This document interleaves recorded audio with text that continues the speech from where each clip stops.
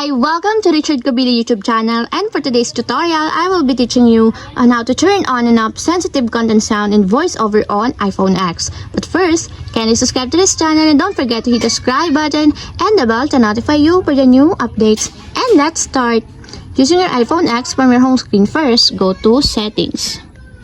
Then in the Settings, scroll down and find the Accessibility, then tap. Then in the Accessibility, go to Vision section and then tap the voiceover. Then in the voiceover, scroll down and tap the audio.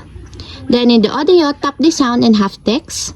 Then after that, in the sound and half text, scroll down again and go to voiceover feedback section and then tap the sensitive content. Then in the sensitive content, find the sound, and as you will see, there's a switch button located on the side of it. Then all you have to do is just tap it to enable until it becomes green. And if you want to disable or turn off, just tap again the switch button just like this.